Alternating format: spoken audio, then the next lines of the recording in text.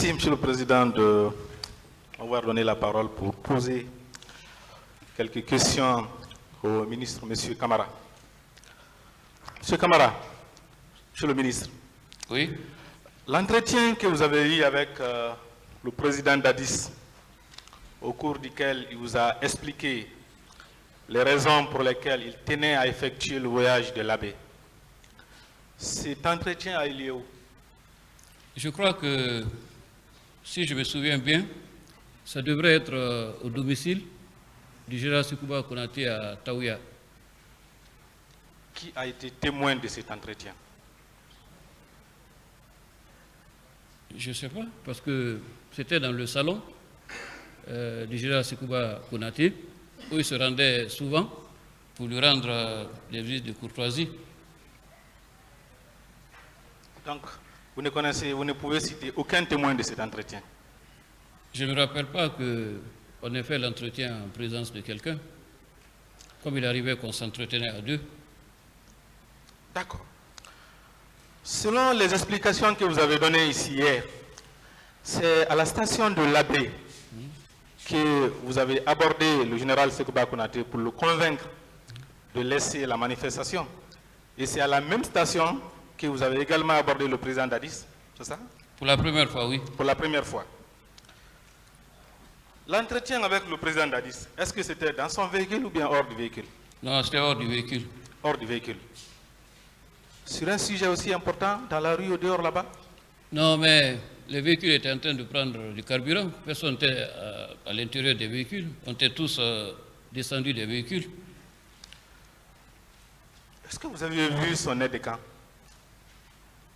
Non, je ne me souviens pas l'avoir vu.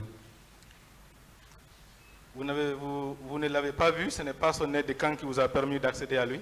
Non, il était arrêté au milieu d'un groupe et l'accès à lui était libre. Et comme ça, dans la rue, le président Mais bien sûr, le président d'Addis était très la garde accessible. qu'on lui connaissait, l'accès était libre à lui, vous pouvez venir l'aborder pour discuter? Le président d'Addis était très accessible. D'accord. Alors, le président d'Addis venait de tenir un discours musclé à l'abbé contre ses opposants qu'il jugeait être ses détracteurs. Quelques temps seulement après, à la station de l'abbé, c'est l'essence qu'on met à la place du gasoil au niveau de son véhicule. Tout le monde est fatigué, il est fâché. Vous pensez que vous pouvez venir le rencontrer dans ces contextes particulièrement explosifs pour discuter avec lui, lui demandant de laisser ses adversaires politiques tenir leur manifestation? Vous pensez que ça c'est croyable? Je pense que, heureusement, ceux qui étaient présents sont tous vivants. Le capitaine, le général Sékouba Konaté et d'autres, je suppose, qu'eux-mêmes pourraient citer. Citez-moi les témoins de cet entretien-là. Je viens de vous citer déjà deux témoins. Non, mais le président d'Addis ne peut pas être témoin. Le général Sékouba Konaté, oui, avec qui la discussion a commencé. Qui d'autre? Je me souviens des deux. Mais vous savez que le général Sékouba Konaté n'est pas là, donc vous ne pouvez pas citer ceux qui sont au pays maintenant là? Non, parce que c'est avec eux que j'ai parlé. D'accord. Le 28 septembre 2009, vous-même, quel était votre programme personnel? J'étais à mon domicile, comme je l'ai indiqué.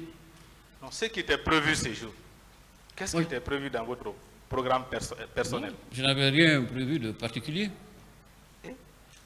Mais nous avons lu le président d'Addis, selon ses différents procès-verbaux interrogatoires. Nous l'avons entendu à cette barre, je reprends ses propres mots, il a dit que ce jour, il était prévu l'organisation d'une cérémonie de recueillement et de pardon. Vous, son ministre de la Communication, vous ne devriez pas prendre part à cette cérémonie? Tous les ministres ne sont pas tous présents à toutes les cérémonies organisées par le chef de l'État. Vous, son ministre de la Communication, vous n'étiez pas invité? Mais je n'étais pas le seul à m'occuper de la communication. Vous rappellerez que celui qui s'en occupait au quotidien... Est-ce que vous étiez convié à cette cérémonie? Non, Monsieur le Président. D'accord. Mais est-ce que vous étiez informé qu'il devait y avoir une cérémonie ces jours-là? Une cérémonie? Non, ce qui est sûr, dans la discussion avec le président de l'UFR, le président d'Addis lui a fait comprendre que le 28 septembre, je l'ai dit hier, était un jour de fête nationale et que ce n'était pas possible qu'en ce jour, une manifestation de quelque nature que ce soit ait lieu. Est-ce que vous étiez informé de la tenue d'une cérémonie ce jour? C'est ça sa question. Habituellement, c'est un jour qui est célébré. Ça dépend des régimes, Monsieur le Président. Monsieur le ministre, le 28 septembre 2009, vous, ministre de la Communication du président d'Addis, vous n'étiez pas informé de l'organisation d'une cérémonie pour laquelle on a décrété ces jours chômés, fériés, payés. Vous n'étiez pas informé? Mais il y a déjà d'autres actes dont je n'étais pas au courant. Ce n'est pas le seul acte. Monsieur Camara, vous savez, vous êtes un témoin. Voilà, vous ne pouvez pas paraphraser. Vous avez la latitude de répondre par oui ou par non, mais vous paraphrasez trop. D'accord, Monsieur le Président. Voilà. Votre rôle, c'est de chercher un peu à éclairer le tribunal. Vous êtes là pour ça. Mais si on vous pose la question, vous renvoyez la question d'une autre façon. Vous voyez ce que ça fait? Oui, Monsieur le Président, mais parfois les questions ne sont pas très claires. Vous êtes libre de dire que vous n'avez pas compris la question. D'accord, Monsieur le Président. Parce que deux fois, vous dites que vous n'avez pas, vous ne voulez pas répondre. Ça, vous le dites ici. D'accord, Président. Voilà. Je vais continuer. Dans votre procès verbal d'interrogatoire devant les juges d'instruction, vous avez déclaré ceci. Lorsque le problème de la manifestation s'est posé, chacun a été consulté pour donner son avis sur la nécessité ou non laisser faire la manifestation. Qui avait initié cette consultation? Non, il n'y a pas de consultation express, mais chaque fois qu'il y a une situation, chacun donne son avis et dit sa perception des choses. Monsieur le ministre, je vais lire vos propres mots, vos propres phrases. Lorsque le problème de cette manifestation s'est posé, chacun a été consulté pour donner son avis sur la nécessité ou non de laisser faire la manifestation. Ça vient de vous. Oui. Je ne parle pas du général. Je parle d'un cas précis. Pour le cas de cette manifestation-là, la consultation dont vous avez parlé, qui l'avait initiée? Non, il n'y a pas eu de consultation à proprement parler qui ait été initiée. Mais chacun, parmi les collaborateurs, individuellement, lorsque la manifestation a été annoncée, a donné son point de vue et sa position. Donc ce que vous avez dit au juge d'instruction, ce n'est pas vrai? Non, c'est vous qui n'avez pas bien compris ce que j'ai voulu dire, que je viens de préciser. Non, le français là est très simple. Ce que j'ai lu là, ce n'est pas vrai? C'est votre compréhension, mais je viens de donner moi-même, en personne, en dehors de ce qui est écrit, ce que j'ai voulu dire. Monsieur le ministre, je ne cherche pas ma compréhension. Ce que je viens de lire là, est-ce que ça avait été une réalité? Ce que je viens de lire, est-ce que ça avait été une réalité? Il n'y a pas eu de cadre formel qui a permis à chacun de donner son avis devant les autres. D'accord. Vous, personnellement, qui vous a consulté? J'ai parlé avec le président d'Addis et un peu auparavant avec le général Sekouba. Non. La discussion dont vous avez expliqué ici n'avait pas pour objectif obtenir votre avis. Ce n'est pas ça. Ici, c'est vous qui êtes allé tenter de convaincre le général Sekouba Konaté et le président d'Addis.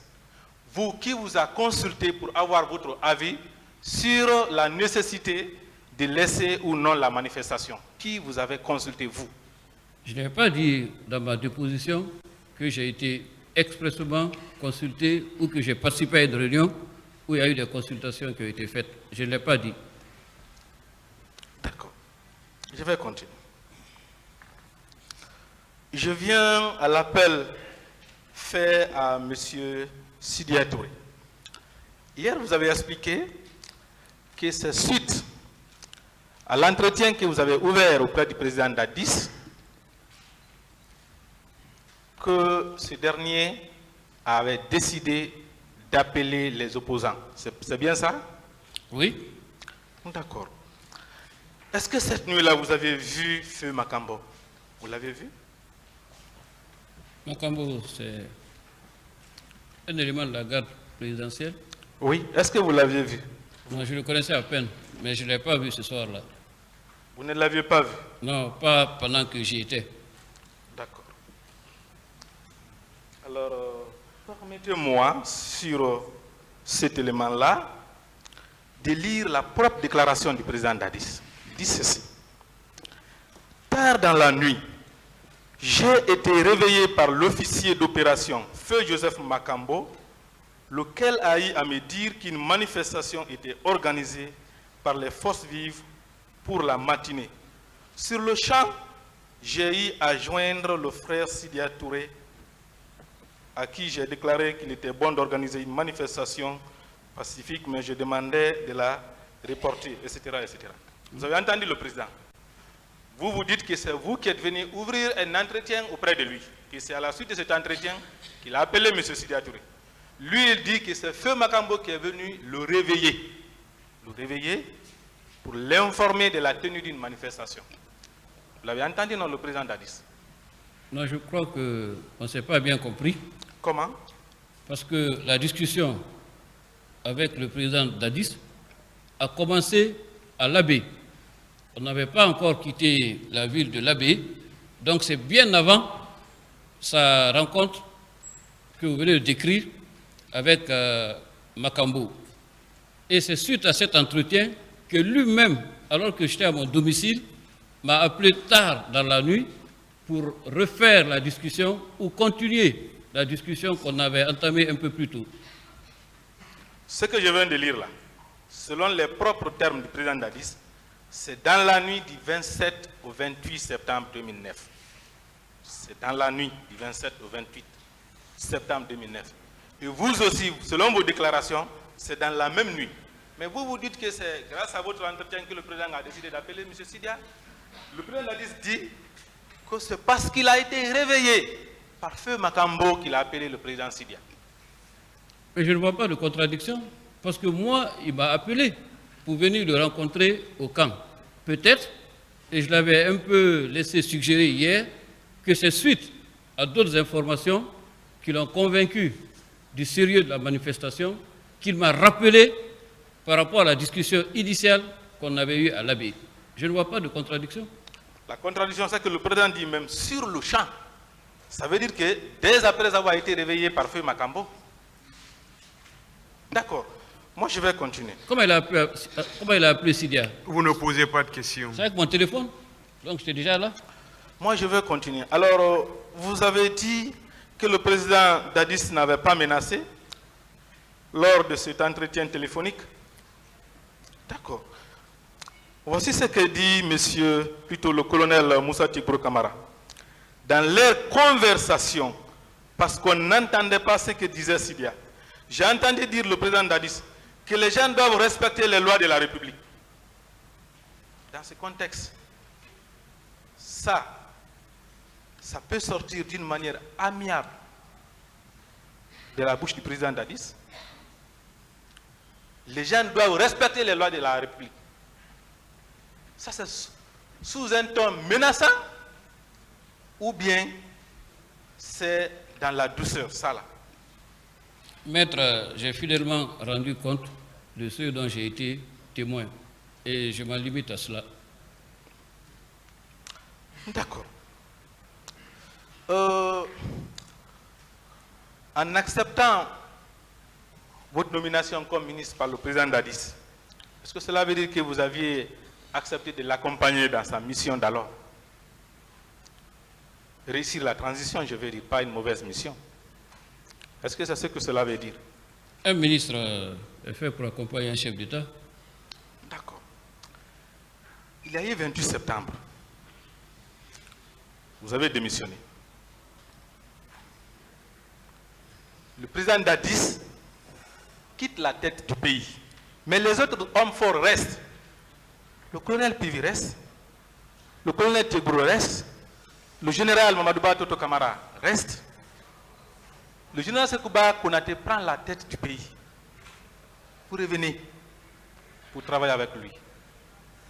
Est-ce que cela ne veut pas dire que vous vous êtes dit, je ne veux pas travailler avec celui qui est à la base du massacre du 28 septembre?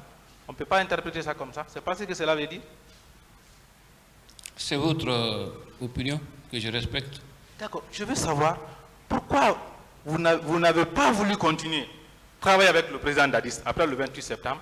Je l'ai expliqué. Et vous avez accepté de continuer avec le président Konaté. Ce sera long à expliquer parce que vous parlez de la première et de la deuxième phase de la transition qui n'a rien à voir avec mon témoignage. D'accord. Je veux savoir, monsieur le ministre, en acceptant votre nomination par le général Sekouba Konaté, est-ce que cela veut dire que la cause pour laquelle vous aviez démissionné avait disparu?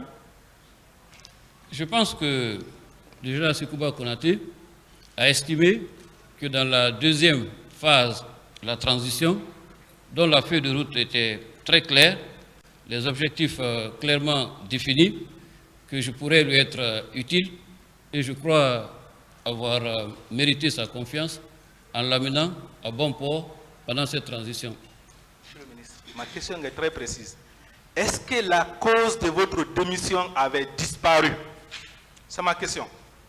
La motivation d'une nouvelle mission était là. Monsieur le ministre, est-ce que la cause de votre démission avait disparu? Ce n'est pas précis. Quelle cause? En démissionnant du gouvernement, il y avait une cause. Je pense que vous ne l'avez pas fait au hasard ou sans raison. Il y avait une cause. D'accord, très bien. En acceptant d'être nommé par le général Sekouba Konaté, est-ce que la cause pour laquelle vous aviez démissionné auparavant avait cessé d'être? Elle avait disparu, cette cause? On était dans un nouveau processus différent du premier. D'accord. Monsieur le ministre, vous étiez ministre de la communication auprès du président Dadis. Après le 28 septembre, dans vos différents échanges, est-ce que vous avez dit que son aide de camp avait conduit la troupe au stade du 28 septembre? Il vous l'avait dit? Non, on n'a pas eu d'échange sur les événements, notamment ce qui aurait pu se passer et qui en aurait été présumé auteur ou responsable. Non, jamais on a eu cette discussion. En tant que ministre de la communication auprès du président sur un événement aussi important. Une autre question. Je mesure que vous aviez, ce n'est pas la même question, monsieur le président. Je mesure que vous aviez pu avoir des informations sur cet événement-là, sur les responsables. Selon les informations que vous avez vues à l'époque, quels sont les militaires qui se sont rendus au stade pour commettre ces crimes, selon les informations que vous avez reçues? Dans des événements aussi graves, c'est aux enquêtes de déterminer ce genre de choses et de tirer des conclusions. Vous n'avez reçu aucune information? Non, ce n'est pas de mon ressort, ni de ma compétence. D'accord. Le président Dadis a dit à cette barre que les événements du 28 septembre ont été orchestrés par le président Alpha Condé, le général Sekouba Konaté. Leur exécutant, c'est le commandant Toumba Diakité. Vous avez été proche de ces différentes personnalités. Vous, personnellement, proche du président Dadis, après le 28 septembre, est-ce que vous avez dit cela? Je reste dans le cadre de mon témoignage. Oui, c'est le témoignage. Est-ce que le président Dadis, il vous avait dit que c'est le président Alpha Condé et le général Sekouba Konaté qui avaient organisé ces événements-là et que Toumba était l'exécutant? Est-ce qu'il vous l'avait dit? Je viens à peine de dire que nous n'avons pas parlé de ces événements. Donc, ces événements aussi importants, c'était un interdit entre vous d'en parler? Non. Vous, ministre de communication du président et vous? Nous n'avons jamais parlé de cela, c'est tout. D'accord. Monsieur le ministre, je vais terminer tout à l'heure. Alors, vous avez pris l'initiative d'aller vers le général Sekouba Konaté, ensuite vers le président Dadis, pour permettre à la manifestation d'avoir lieu librement le 28 septembre 2009. La manifestation a eu lieu il y a eu les massacres. Pourquoi vous n'êtes pas revenu encore vers eux pour qu'il y ait de la lumière sur la question de savoir, Monsieur le Président, j'avais parlé avec vous, qu'est-ce qui s'est passé? Le général, j'avais parlé avec vous, qu'est-ce qui s'est passé? Vous n'avez pas eu à le faire? Je pense qu'à ce moment-là, personne encore ne pouvait dire ce qu'il y a eu et comment les événements s'étaient déroulés. C'était évident. Tout le monde, je l'ai dit hier et je l'ai réitéré ce matin, cherchait à en savoir davantage, à en connaître les tenants et les aboutissants dans le moment qui a suivi les événements. Ma dernière question, Monsieur le ministre. Après les événements du 28 septembre, jusqu'à ce que le président Dadis quitte le pouvoir, on l'a entendu accuser beaucoup de personnes, mais jamais le commandant Toumba. C'est seulement après, quand les relations se sont déchirées entre les deux, il a dit que c'est lui. Avec le général Sekouba Konaté également, on n'en avait jamais entendu. C'est quand les relations se sont déchirées, il a dit que c'est lui. Avec M. Sidi Touré, il n'avait jamais mis ça, il n'avait pas dit que M. Sidi Touré était dans un complot avec lui. Lorsqu'on a lu le procès verbal de M. Sidi Touré ici, dans la suite de ses interventions, il s'en prenait à lui aussi. Est-ce que vous avez peur, qu'en faisant les révélations sur lui, qu'il s'en prenne à vous aussi, pour dire que vous faites partie du complot? C'est pourquoi il était même venu me voir pour me demander de laisser faire la manifestation. Non, je n'ai pas peur. La peur ne m'habite pas. Vous n'avez pas peur? Non, absolument non. Merci, Monsieur le Président. Merci, Messieurs les assesseurs.